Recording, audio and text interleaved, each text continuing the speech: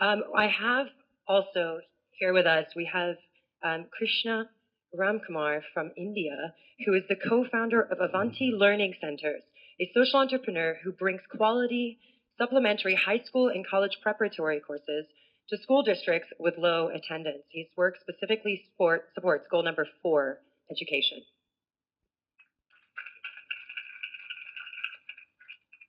Hi, my name is Krishna, and over the past 5 years, I've been teaching high school students math and science.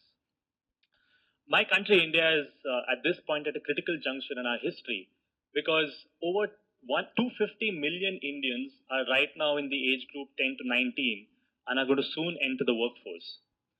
While this demographic dividend can be a massive boon to both the Indian and the global economies, the unfortunate reality is that our education system is miserably failing our students.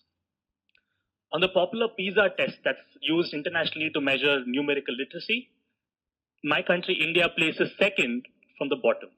And this is the same country that sends hordes of engineers every year to Silicon Valley. I grew up in a small town in a middle class family in South India, and I was very fortunate to get a privileged education. And thanks largely to my privileged education, I did undergrad at the Indian Institute of Technology in Bombay. Most Indians my age, though, are not as fortunate as me. And the simple reason for that is that in India, the quality of education you receive is really directly a function of the family that you're born in. After college, I used to work in management consulting, and one day I was fortunate to listen to a lecture by Professor Muhammad Yunus from Grameen Bank. And Professor Yunus's story inspired me so much that the next day when I woke up, and then I was only 24 years old, I suddenly had a fairly early midlife crisis. And I decided that I had to do something about my life and change the world essentially.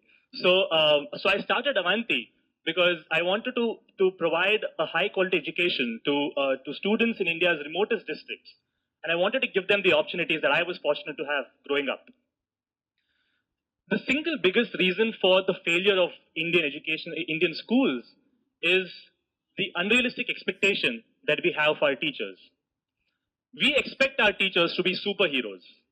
On the one hand, we expect them to be subject experts and great lecturers.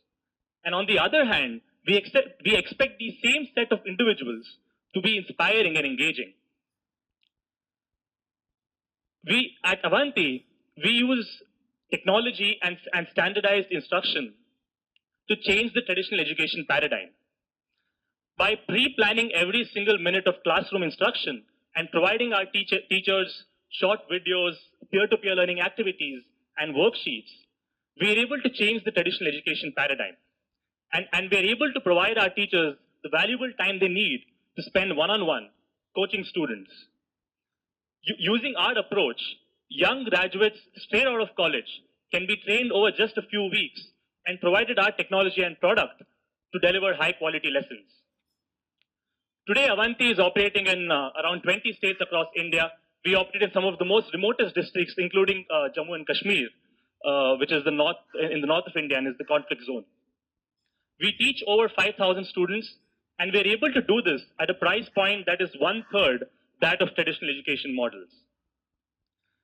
Every year, I go to India's brightest college campuses and recruit young people, and I'm always amazed by how excited and energized they are to work on solving the world's toughest problems. My company today has over 250 full-time employees, and guess what our average age is? 23. I'm often ridiculed for being the oldie in the audience. I believe strongly that young people have two significant advantages when it comes to moving this world forward. The first, they have both the energy and the passion that is required to solve tough problems and create long-lasting social change. And the second, because they've only recently come through the education system, they understand the challenges that plague it much more intimately. Over the last few years, by looking at the excitement that our young people have for the work we do, I'm convinced that the businesses of the future are not only going to be socially responsible, they are going to be solving the world's toughest problems. Thank you.